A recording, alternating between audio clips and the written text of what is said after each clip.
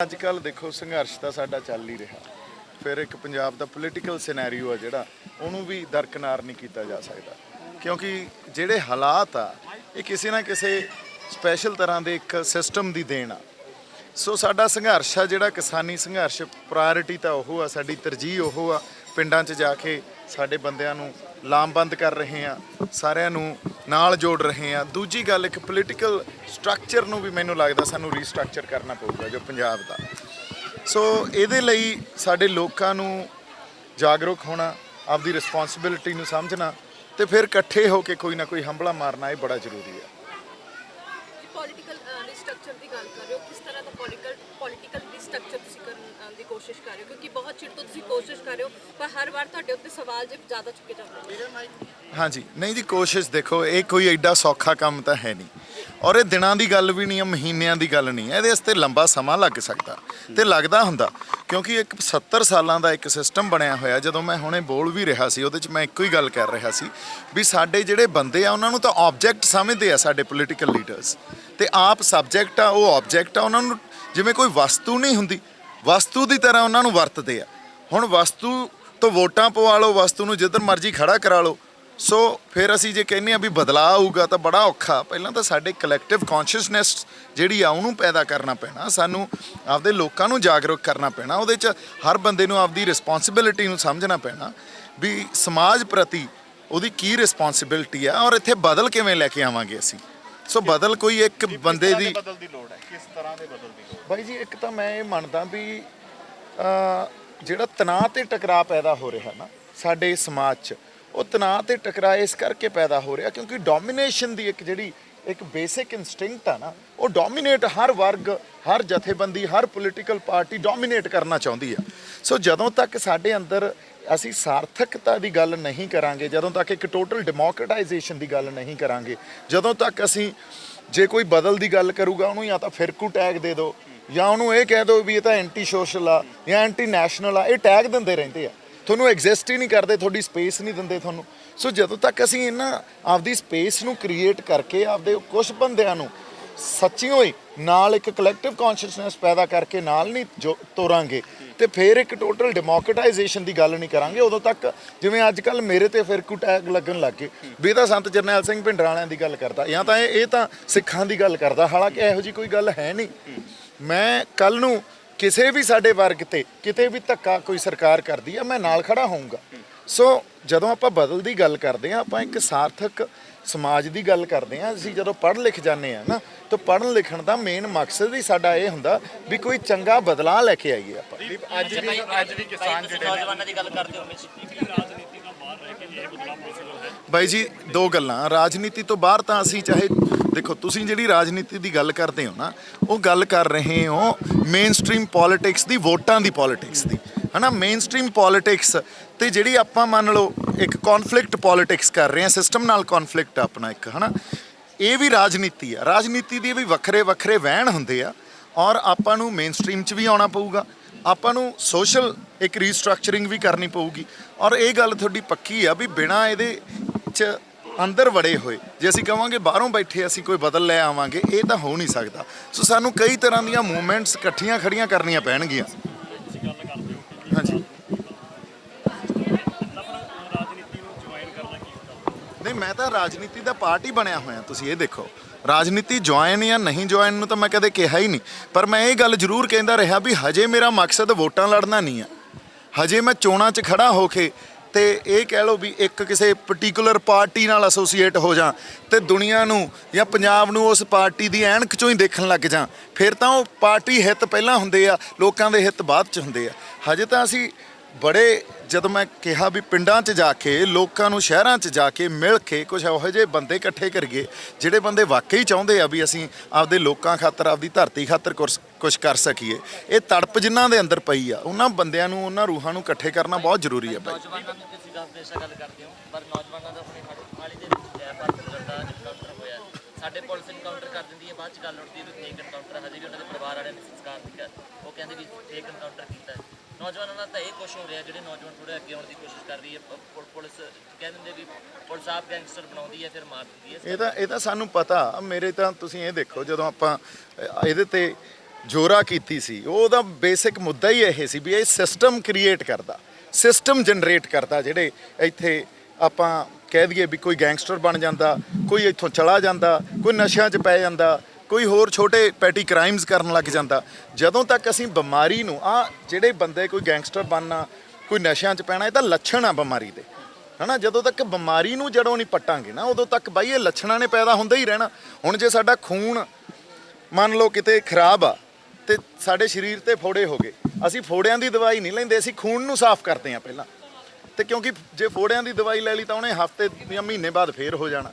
ਸੋ ਸਾਨੂੰ ਬਿਮਾਰੀ ਨੂੰ ਸਮਝਣਾ, ਬਿਮਾਰੀ ਨੂੰ ਜੜੋਂ ਪੱਟਣਾ ਪਊਗਾ, ਇਹ ਬਹੁਤ ਜ਼ਰੂਰੀ ਆ। ਸੋ ਇਹਦਾ ਹੱਲ ਇਨਕਾਊਂਟਰ ਥੋੜ੍ਹੀ ਆ, ਉਹ ਤਾਂ ਇੱਕ ਬੰਦੇ ਨੂੰ ਤੁਸੀਂ ਜਿਵੇਂ ਅੱਜ ਆਪਾਂ ਅੰਦਰ ਵੀ ਗੱਲ ਕਰ ਰਹੇ ਸੀ ਵੀ ਤੁਸੀਂ ਮਨ ਨੂੰ ਬਦਲੋਗੇ, ਔਰ ਮਨ ਨੂੰ ਕਿਵੇਂ ਬਦਲਿਆ ਜਾਊਗਾ ਇਹਦੇ ਲਈ ਤਾਂ ਫਿਰ ਇੱਕ ਲੰਬੀ ਡਿਸਕਸ਼ਨ ਆ।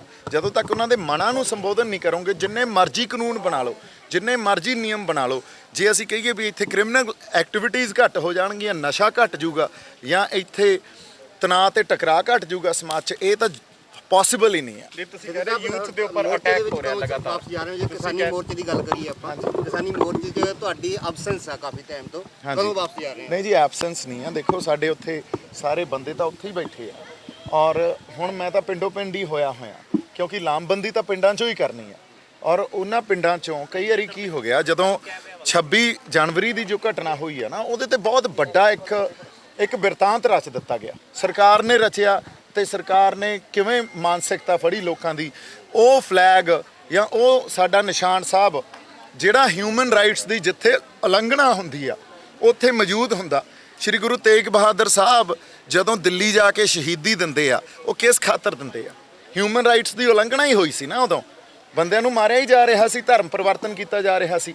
ਤੇ ਉਹ ਜਿੱਥੇ ਜਾ ਕੇ ਉਹਦੀ ਰਿਪਰੈਜ਼ੈਂਟੇਸ਼ਨ ਇਕੱਲੇ ਧਰਮ ਦੇ ਨਾਂ ਤੇ ਹੀ ਕਰ ਦਿੱਤੀ ਜਾਣੀ, ਤੇ ਉਹਨੂੰ ਇੱਕ ਕਲਚਰ ਨੂੰ ਜਾਂ ਇੱਕ ਹਿਊਮਨ ਰਾਈਟਸ ਵਾਇਓਲੇਸ਼ਨ ਨੂੰ ਸਿੰਬਲਾਈਜ਼ ਹੀ ਨਹੀਂ ਕਰਨਾ, ਇਹ ਸਰਕਾਰਾਂ ਕੰਮ ਕਰਦੀਆਂ ਹੁੰਦੀਆਂ। ਤਾਂ 26 ਤਰੀਕ ਤੋਂ ਬਾਅਦ ਇੱਕ ਬਹੁਤ ਤਰ੍ਹਾਂ ਦਾ ਸਾਡੇ ਆਪਦੇ ਅੰਦਰ ਹੀ ਇੱਕ ਕੌਨਫਲਿਕਟ ਪੈਦਾ ਕਰ ਦਿੱਤਾ ਗਿਆ, ਸਰਕਾਰ ਨੇ ਕੀਤਾ। ਤੁਹਾਨੂੰ ਲੱਗਦਾ 26 ਤਰੀਕ ਤੋਂ ਬਾਅਦ ਦੀ ਘਟਨਾ ਤੋਂ ਬਾਅਦ ਜਿਹੜਾ ਅੰਦੋਲਨ ਹੈ ਉਹ ਉਸ ਢੰਗ ਦਾ ਅੰਦੋਲਨ ਬਣ ਪਾਇਆ ਜਿਹੜਾ 26 ਤਰੀਕ ਤੋਂ ਪਹਿਲਾਂ? ਨਹੀਂ ਜੀ, 26 ਤੋਂ ਇਹ ਤਾਂ ਹੁਣ ਆਪਾਂ ਮੰਨਣੀ ਪਊ ਨਾ ਗੱਲ। 26 ਤੋਂ ਪਹਿਲਾਂ ਤਾਂ ਤੁਸੀਂ ਵੀ ਸਾਰੇ, ਹਰ ਸ਼ਖਸ ਉੱਥੇ ਸੀ ਬਾਈ, ਕਿੱਡਾ ਵੱਡਾ ਜਜ਼ਬਾ ਤੇ ਹਿੰਮਤ ਹੌਸਲਾ ਸੀ। 26 ਤਰੀਕ ਨੂੰ ਜੋ ਕੁਝ ਵਾਪਰਿਆ ਉਹਦੇ 'ਚ ਥੋੜੀ ਜਿਹੀ ਡਿਸਇਲੂਜਨ ਤਾਂ ਹੋਏ ਆ ਲੋਕ, ਪਰ ਉਹ ਡਿਸਇਲੂਜਨ ਕਿਉਂ ਹੋਏ ਆ? ਉਹ ਸਾਡੀਆਂ ਆਪਦੀਆਂ ਗਲਤੀਆਂ ਵੀ ਆ, ਤੇ ਸਰਕਾਰ ਤਾਂ ਚਾਹੁੰਦੀ ਸੀ ਵੀ ਇਹ ਕੰਮ, ਉਹ ਟਰੈਪ ਸੀ ਇੱਕ ਸਰਕਾਰ ਦਾ। ਤੁਸੀਂ ਇਹ ਵਾਰ-ਵਾਰ ਮੈਂ ਗੱਲਾਂ ਲਿਜਾਂਦਾ ਰਿਹਾ ਵੀ ਸਾਨੂੰ ਉਹ ਆਪ ਖਿੱਚ ਕੇ ਲੈ ਕੇ ਗਏ ਆ ਬੰਦਿਆਂ ਨੂੰ। ਹੁਣ ਤੁਹਾਨੂੰ ਲੱਗਦਾ ਕਿ ਕਿਸਾਨ ਆਗੂ ਭੂਮਿਕਾ ਨੂੰ ਪ੍ਰੋਪਰ ਨਿਭਾ ਨਹੀਂ ਪਾਏ? ਕਿਸਾਨ ਆਗੂਆਂ ਦੀ ਜਿਹੜੀ ਭੂਮਿਕਾ ਸੀ, ਜਿਸ ਢੰਗ ਨਾਲ ਲੋਕ ਉਹਨਾਂ ਤੇ ਵਿਸ਼ਵਾਸ ਕਰ ਰਹੇ ਸੀ, ਉਸ ਭੂਮਿਕਾ ਨੂੰ ਉਹ ਸਹੀ ਢੰਗ ਨਾਲ ਨਿਭਾ ਨਹੀਂ ਪਾਏ? ਬਾਈ ਜੀ, ਜਿਹੜਾ ਇਹ ਵੀ ਮੈਂ ਤੁਹਾਨੂੰ ਦੱਸਾਂ, ਕਿਸਾਨ ਆਗੂ ਜਿਹੜੇ ਸਾਡੇ ਨਾ ਬੜੀ ਇਮਾਨਦਾਰੀ ਨਾਲ, ਜਦੋਂ ਸੰਘਰਸ਼ ਦੀ ਗੱਲ ਕਰੀਏ, ਬੜੀ ਇਮਾਨਦਾਰੀ ਨਾਲ ਤੇ ਸਿੰਸੈਰਿਟੀ ਨਾਲ ਲੜ ਰਹੇ। ਜਿੱਥੇ ਕਿਤੇ ਉਹਨਾਂ ਨੇ ਮਾੜੀ ਮੋਟੀ ਖਤਾ, ਕਿਤੇ ਆਈ ਮੰਨ ਲਓ ਵੀ ਮਾੜੇ ਮੋਟੇ ਰਾਹ ਤੋਂ ਭਟਕੇ ਆ, ਸਾਡੀ ਸੰਗਤ ਉਹਨਾਂ ਨੂੰ ਆਪ ਹੀ ਰਾਹ ਤੇ ਲੈ ਆਉਂਦੀ ਆ। ਇਹ ਵਰਤਾਰੇ ਵਾਪਰੇ ਆ ਉੱਥੇ।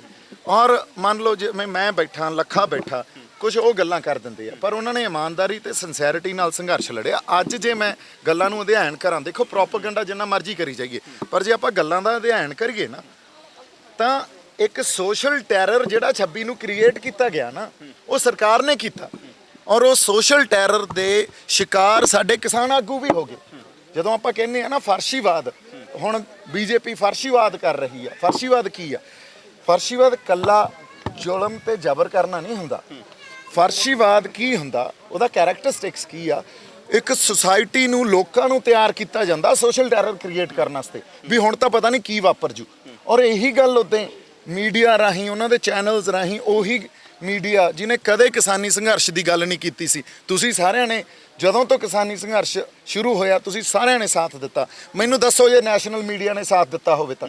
ਪਰ 26 ਤਰੀਕ ਨੂੰ ਆਲ ਆਫ ਅ ਸਡਨ ਸਾਰਾ ਨੈਸ਼ਨਲ ਮੀਡੀਆ ਚੱਲ ਪਿਆ, ਤੇ ਉਹਨਾਂ ਨੂੰ ਮੁੜ ਕੇ ਸੌਫਟ ਟਾਰਗੇਟ ਲੱਭ ਗਏ। ਸੌਫਟ ਟਾਰਗੇਟ 2 ਬੰਦੇ ਲੱਭ ਗਏ, ਜਿਨ੍ਹਾਂ ਨੂੰ ਕੋਈ ਪਿਛੋਕੜ ਨੂੰ ਉਸ ਢੰਗ ਨਾਲ ਸਮਝਿਆ ਜਾ ਸਕਦਾ ਸੀ ਵੀ ਇੱਕ ਲੱਖੇ ਦਾ ਪਿਛੋਕੜ ਵਿਵਾਦ 'ਚ ਰਿਹਾ, ਮੇਰਾ ਪਿਛੋਕੜ ਸਨੀ ਦਿਓਲ ਨਾਲ ਜੁੜਦਾ ਵੀ ਉਹ ਬੀਜੇਪੀ ਦਾ ਇੱਕ ਅੱਜ MP ਆ, ਤੇ ਉਹ ਸੌਫਟ ਟਾਰਗੇਟ ਨੂੰ ਮੂਹਰੇ ਰੱਖ ਕੇ ਸਾਰਾ ਬਿਰਤਾਂਤ ਹੀ ਉਹ ਰਚਤਾ। ਸੋ ਸਰਕਾਰ ਨੇ ਕਿਵੇਂ ਖੇਡਾਂ ਖੇਡੀਆਂ, ਇੱਕ ਸੋਸ਼ਲ ਟੈਰਰ ਕ੍ਰੀਏਟ ਕੀਤਾ, ਜਿਹਦੇ ਸਾਡੇ ਕਿਸਾਨ ਆਗੂ ਵੀ ਉਸ ਮੌਕੇ ਤੇ ਸਮਝ ਨਹੀਂ ਪਾਏ। ਅੱਜ ਉਹ ਅਸੀਂ ਕੋਈ ਵੀ ਨਹੀਂ ਸਮਝ ਪਾਇਆ, ਬੜੀ ਜਲਦੀ ਹੋਈ ਆ ਸਾਰੀ ਗੱਲ। ਪਰ ਅੱਜ ਜਦੋਂ ਇਹਨਾਂ ਗੱਲਾਂ ਨੂੰ ਐਨਾਲਾਈਜ਼ ਕਰਦੇ ਆ, ਤੇ ਸਾਡੇ ਸਮਝ 'ਚ ਇੱਕ ਗੱਲ ਆ ਰਹੀ ਆ ਵੀ ਸਾਡੇ ਨਾਲ ਵਾਪਰਿਆ ਕੀ ਉੱਤੇ। ਹੁਣ ਕਿਹਾ ਜਾ ਰਿਹਾ ਕਿ ਜਿਹੜੀ ਪੋਲੀਟੀਕਲ ਪਾਰਟੀਆਂ ਨੇ, ਖਾਸ ਕਰਕੇ ਜਿਹੜੀ ਵਿਰੋਧੀ ਧਿਰ ਨੇ, ਹਾਂਜੀ। ਉਸ ਨੂੰ ਵੀ ਇਸ ਕਿਸਾਨੀ ਸੰਘਰਸ਼ ਨਾਲ ਜੋੜਨ ਦੀ ਲੋੜ ਹੈ ਤਾਂ ਕਿ ਸਰਕਾਰ ਤੇ ਹੋਰ ਦਬਾਅ ਪੈਂਦਾ ਹੋਇਆ ਨਜ਼ਰ ਆ ਸਕੇ। ਬਾਈ ਜੀ ਗੱਲ ਇਹ ਆ ਵੀ ਅੱਜ ਵਿਰੋਧੀ ਧਿਰ ਤਾਂ ਕੋਈ ਰਹਿ ਹੀ ਨਹੀਂ ਗਈ ਨਾ। ਤੁਸੀਂ ਦੇਖੋ ਜੇ ਵਿਰੋਧੀ ਧਿਰ ਕਿਸੇ ਵੇਲੇ ਜੇ ਬੀਜੇਪੀ ਸੈਂਟਰ 'ਚ ਤਾਂ ਕਾਂਗਰਸ ਹੁੰਦੀ ਸੀ, ਕਾਂਗਰਸ ਕਿੱਥੇ ਐਗਜ਼ਿਸਟੈਂਸ ਆ ਪੰਜਾਬ 'ਚ, ਚਲੋ ਸੂਬੇ ਲੈਵਲ ਤੇ ਹੈਗੀ ਆ ਪਰ ਨੈਸ਼ਨਲ ਲੈਵਲ ਤੇ ਐਗਜ਼ਿਸਟੈਂਸ ਸਾਨੂੰ ਦਿਖਦੀ ਆ। ਵਿਰੋਧੀ ਧਿਰ ਹੁਣ ਜਿਹੜੀਆਂ ਨਾ ਉਹ ਰੀਜਨਲ ਪਾਰਟੀਆਂ ਬਣ ਗਈਆਂ, ਜਿਵੇਂ ਮਮਤਾ ਬੈਨਰਜੀ ਅੱਜ ਉਹ ਵਿਰੋਧੀ ਧਿਰ ਬਣ ਕੇ ਉੱਭਰੇ ਆ, ਹੈਨਾ। ਸੋ ਇਸ ਲਈ ਤੁਸੀਂ ਇਹ ਦੇਖੋ ਕਿਸੇ ਵੇਲੇ ਇਹ 1983 ਤੋਂ ਪਹਿਲਾਂ ਇਹ ਗੱਲ ਵਾਪਰੀ ਸੀ ਜਦੋਂ ਰੀਜਨਲ ਪਾਰਟੀਆਂ ਇੱਕ ਵਿਰੋਧੀ ਧਿਰ ਬਣ ਕੇ ਬੜੇ ਸਟਰੋਂਗ ਹੋਲਡ ਰੱਖਦੀਆਂ ਸੀ। ਹੁਣ ਉਹੀ ਦੁਬਾਰਾ ਹਿਸਟਰੀ ਰਿਪੀਟ ਹੋਊਗੀ, ਚਾਹੇ ਪੰਜਾਬ ਹੋਵੇ, ਚਾਹੇ ਉਹ ਕੋਈ ਹੋਰ ਸਟੇਟ ਹੋਣ, ਚਾਹੇ ਸਾਊਥ ਦੇ ਸਟੇਟ ਹੋਣ। ਹੁਣ ਵੈਸਟ ਬੰਗਾਲ ਹੋ ਗਿਆ, ਵਿਰੋਧੀ ਧਿਰ ਦੇ ਇੱਥੋਂ ਲੀਡਰ ਪੈਦਾ ਹੋਣਗੇ। ਕਿਸੇ ਵੇਲੇ ਜੋ ਫਾਰਕ ਅਬਦੁੱਲਾ, ਜੋ ਆਪਾਂ ਕਹਿ ਦੋ ਵੀ ਉਧਰੋਂ ਵੈਸਟ ਬੰਗਾਲ ਚੋਂ ਜੋ ਲੀਡਰ ਨਿਕਲਦੇ ਸੀ ਜਾਂ ਤਾਮਿਲਨਾਡੂ ਚੋਂ ਨਿਕਲਦੇ ਸੀ, ਹਨਾ, ਉਹ ਬੰਦੇ ਉਦੋਂ ਵਿਰੋਧੀ, ਜਾਂ ਸ਼ਰਦ ਯਾਦਵ ਉਦੋਂ ਨਿਕਲੇ, ਹੋਰ ਬੜੇ ਬੰਦੇ ਨਿਕਲੇ ਆ, ਤਾਂ ਉਹ ਬੰਦੇ ਵਿਰੋਧੀ ਧਿਰ ਦੀ ਤਰ੍ਹਾਂ ਇੱਕ ਪ੍ਰੈਜ਼ੈਂਸ ਹੁੰਦੀ ਸੀ। ਹੁਣ ਰੀਜਨਲ ਪਾਰਟੀਆਂ ਦੀ ਇੱਕ ਵਿਰੋਧੀ ਧਿਰ ਦੇ ਵੱਲੋਂ ਪ੍ਰੈਜ਼ੈਂਸ ਹੋਊਗੀ ਬਹੁਤ ਆਉਣ ਵਾਲੇ ਸਮੇਂ 'ਚ। ਤੁਸੀਂ ਦੇਖੋ ਤੁਸੀਂ ਅਕਾਲੀ ਦਲ ਬਾਰੇ ਗੱਲ ਕੀਤੀ ਹੈ ਸਰ। ਬਾਈ ਜੀ ਕੌਨਫਲਿਕਟ ਪੋਲਿਟਿਕਸ 2022 'ਚ ਨਾ ਜੋ ਪੰਜਾਬ ਦੇ ਅਸਲ ਮੁੱਦੇ ਆ ਉਹਨਾਂ ਨੂੰ ਤੈਅ ਕਰੂਗੀ, ਕਿਉਂ ਲੋਕਾਂ 'ਚ ਇੱਕ ਚੇਤਨਾ ਇਸ ਲੈਵਲ ਪੱਧਰ ਤੱਕ ਆ ਚੁੱਕੀ ਆ ਔਰ ਕਿਸਾਨੀ ਸੰਘਰਸ਼ ਲੈ ਕੇ ਆਇਆ ਉਹ ਚੇਤਨਾ। 2022 'ਚ ਹੁਣ ਜਦੋਂ ਪੋਲਿਟਿਕਸ ਹੋਊਗੀ ਨਾ, ਜਾਂ ਜਿਹੜੀਆਂ ਪਾਰਟੀਆਂ ਪੋਲੀਟੀਕਲ ਪਾਰਟੀਆਂ ਆਪਦੇ ਮੁੱਦੇ, ਚੋਣ ਮੁੱਦੇ ਡਿਸਾਈਡ ਕਰਨਗੀਆਂ, ਉਹ ਅਸਲ ਹੋਣਗੇ। ਹੁਣ ਗਲੀਆਂ ਨਾਲੀਆਂ ਵਾਲੀ ਪੋਲਿਟਿਕਸ ਨਹੀਂ ਚੱਲਣੀ। ਸੋ ਕੌਨਫਲਿਕਟ ਪੋਲਿਟਿਕਸ ਇਸ ਗੱਲ ਨੂੰ ਐਸਟੈਬਲਿਸ਼ ਕਰੂਗੀ ਪੰਜਾਬ ਦੇ ਅਸਲ ਮੁੱਦੇ ਕੀ ਆ ਤੇ ਉਹਨਾਂ ਤੇ ਤੁਸੀਂ ਰਾਜਨੀਤੀ ਕਿਵੇਂ ਕਰੋਗੇ। ਅਕਾਲੀ ਦਲ ਨੇ ਬੀਜੇਪੀ ਦੇ ਪੈਰ ਲਾਏ ਆ ਪੰਜਾਬ ਦੇ ਵਿੱਚ। ਤੁਸੀਂ ਥੋੜੇ ਦਿਨ ਪਹਿਲਾਂ ਇੱਕ ਆਡੀਓ ਵਾਇਰਲ ਹੋਈ ਸੀ ਤੁਹਾਡੀ, ਤੁਸੀਂ ਕਿਹਾ ਸੀ ਵੀ ਅਕਾਲੀ ਦਲ ਤੋਂ ਆਸ ਕੀਤੀ ਜਾ ਸਕਦੀ ਹੈ, ਉਹਦੇ ਬਾਰੇ ਸਹੀ ਸੋਚਿਆ ਜਾ ਸਕਦਾ, ਕੀ ਰੀਜ਼ਨ ਹੈ? ਨਹੀਂ ਜੀ, ਮੈਂ ਗੱਲ ਕੀ ਕਹੀ ਸੀ ਉਹ ਆਪਾਂ ਦੇਖਦੇ ਹਾਂ। ਕਈ ਵਾਰੀ ਨਾ ਸਾਨੂੰ ਗੱਲਾਂ ਦੇ ਮਤਲਬ ਸਮਝ ਨਹੀਂ ਆਉਂਦਾ, ਅਸੀਂ ਆਪਦੇ ਹਿਸਾਬ ਨਾਲ ਮਤਲਬ ਉਹਦੇ ਕੱਢੀ ਜਾਂਦੇ ਰਹਿੰਦੇ ਆ। ਮੈਂ ਇਹ ਗੱਲ ਕਹੀ ਸੀ ਵੀ ਸਾਨੂੰ ਇੱਕ ਸਟਰੋਂਗ ਖੇਤਰੀ ਰੀਜਨਲ ਪਾਰਟੀ ਪੈਦਾ ਕਰਨੀ ਪੈਣੀ ਆ। ਕਿਸੇ ਵੇਲੇ ਇਹ ਕੰਮ ਤੁਸੀਂ ਅਕਾਲੀ ਦਲ ਨੂੰ ਸਿਰਫ ਅਕਾਲੀ ਦਲ ਬਾਦਲ ਤੱਕ ਸੀਮਤ ਨਾ ਰੱਖੋ। ਅਕਾਲੀ ਦਲ ਦਾ 1940 50 1960 70 ਉਦੋਂ ਜਾ ਕੇ ਦੇਖੋ ਰੋਲ ਕੀ ਸੀ। ਉਸ ਵੇਲੇ ਵੱਧ ਅਧਿਕਾਰਾਂ ਦੀ ਪੋਲਿਟਿਕਸ ਕਰਦੇ ਸੀ ਉਹ। ਉਸ ਵੇਲੇ ਜਦੋਂ ਇੰਦਰਾ ਗਾਂਧੀ ਹੌਲੀ ਹੌਲੀ ਸੂਬੇ ਦੀਆਂ ਪਾਵਰਾਂ ਕੁਤਰ ਕੇ ਉਹਨੂੰ ਸੈਂਟਰਲਾਈਜ਼ ਕਰਤਾ, ਉਹਨੇ ਇੱਕ ਜਗ੍ਹਾ ਇਕੱਠੀਆਂ ਕਰ ਲਈਆਂ ਤੇ ਸੂਬਿਆਂ ਕੋਲੇ ਅੱਜ ਤਾਂ ਪਾਵਰ ਹੀ ਕੋਈ ਨਹੀਂ ਨਾ। ਸੋ ਵੱਧ ਅਧਿਕਾਰਾਂ ਦੀ ਗੱਲ ਕਿਉਂ ਕੀਤੀ ਜਾ ਰਹੀ ਸੀ? ਜਦੋਂ ਸਾਡੇ ਕੋਲੇ ਅਸੀਂ ਆਪਦੇ ਲੋਕਾਂ ਲਈ ਪਾਲਿਸੀ ਨਹੀਂ ਬਣਾ ਪਾਵਾਂਗੇ ਤੇ ਫਿਰ ਸਾਡੀ ਗਵਰਨੈਂਸ ਕਾਹਦੀ ਆ? ਅਸੀਂ ਇੱਥੇ ਕੋਈ ਨਗਰਪਾਲਿਕਾ ਵਾਲੇ ਅਹੁਦੇ ਥੋੜੀ ਮੰਨਣ ਆਏ ਆ। ਅਸੀਂ ਤਾਂ ਜੇ ਅੱਜ ਇੱਥੇ ਕਰੈਕਟਰ ਅਕਾਲੀ ਦਲ ਦਾ ਜੇ ਦੇਖੀਏ, ਜਿਹੜਾ ਵੱਧ ਅਧਿਕਾਰਾਂ ਵਾਲਾ ਮੰਗ ਆ, ਫੈਡਰਲਿਜ਼ਮ ਦੀ ਮੰਗ ਆ, ਉਹ ਤੇ ਅਕਾਲੀ ਦਲ ਖੜਾ ਲੱਗਦਾ ਤੁਹਾਨੂੰ? ਨਹੀਂ, ਹਜੇ ਤਾਂ ਕੋਈ ਵੀ ਨਹੀਂ ਖੜਾ।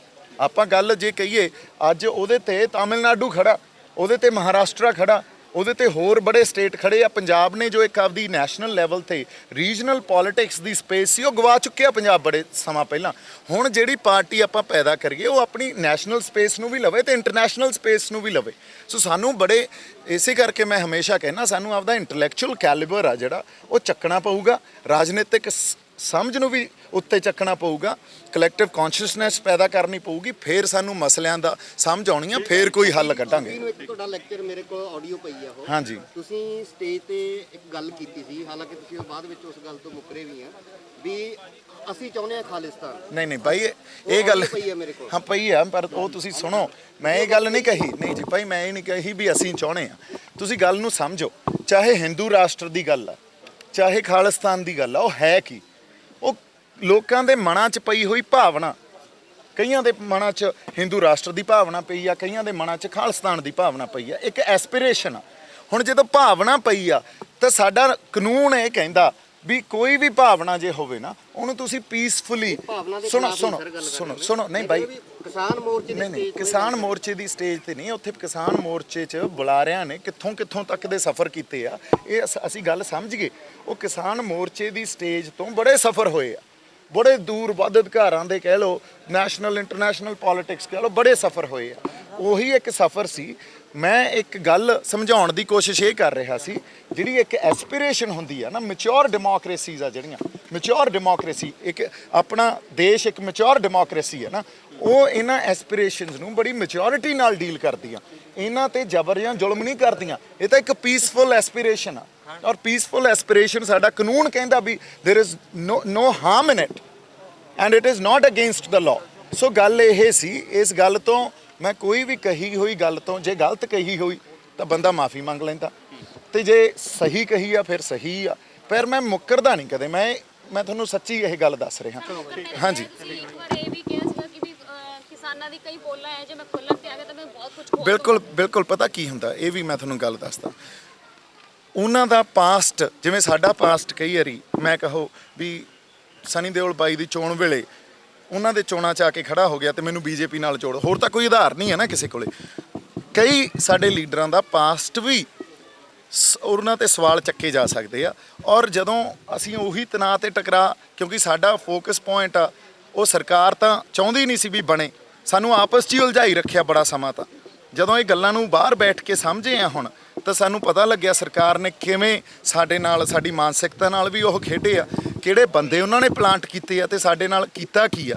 ਸੋ ਉਸ ਵੇਲੇ ਜਦੋਂ ਇੱਕ ਚੱਲਦੇ ਅੰਦੋਲਨ 'ਚ ਜੋ ਜਿਸ ਤਰ੍ਹਾਂ ਦਾ ਇੱਕ ਰੌਂ ਬਣਿਆ ਹੁੰਦਾ, ਉਦੋਂ ਇਹ ਗੱਲ, ਔਰ ਇਹ ਮੈਨੂੰ ਲੱਗਦਾ ਇਹ ਤਾਂ ਮੈਂ ਉਦੋਂ ਕਹੀ ਸੀ ਜਦੋਂ ਮੈਂ ਰੂਪੋਸ਼ ਸੀ, ਜਦੋਂ ਪੁਲਿਸ ਮੇਰੇ ਮਗਰ ਪਈ ਹੋਈ ਆ, ਸਾਰੀ ਖਲਕਤ ਹੀ ਉਲਟ ਹੋ ਗਈ। ਸੋ ਮੇਰੀ ਮਾਨਸਿਕਤਾ ਸਮਝ ਸਕਦੇ ਹੋ ਤੁਸੀਂ ਵੀ ਜੇ ਉਦੋਂ ਇਹ ਸੀ ਵੀ ਜੇ ਮੈਨੂੰ ਗਦਾਰ ਕਹੀ ਜਾਂਦੇ ਹੋ, ਜਿਹੜੇ ਬੰਦੇ ਨੇ ਦਿਨ ਰਾਤ ਤੁਹਾਨੂੰ ਦੇਤਾ, ਤੇ ਜੇ ਮੈਂ ਤੁਹਾਡੀਆਂ ਪੋਲਾਂ ਖੋਲ੍ਹਣ ਆ ਗਿਆ ਤਾਂ ਫਿਰ ਮੈਂ ਕੁਝ ਵੀ ਬਹੁਤ ਕੁਝ ਸਾਹਮਣੇ ਲਿਆ ਸਕਦਾ। ਉਹ ਇੱਕ ਵੱਖਰਾ ਸਮਾਂ ਤੇ ਵੱਖਰੀ ਮਾਨਸਿਕਤਾ ਸੀ। ਇਹਨੂੰ ਤੁਸੀਂ ਪੱਥਰ ਤੇ ਲਕੀਰਾਂ ਨਾ ਸਮਝਿਆ ਕਰੋ। ਅੱਜ ਆਪਾਂ ਜਿੱਥੇ ਖੜੇ ਆ ਬੜਾ ਸਾਰਥਕ ਸਮਾਂ, ਮਾਨਸਿਕਤਾ ਵੱਖਰੀ ਆ।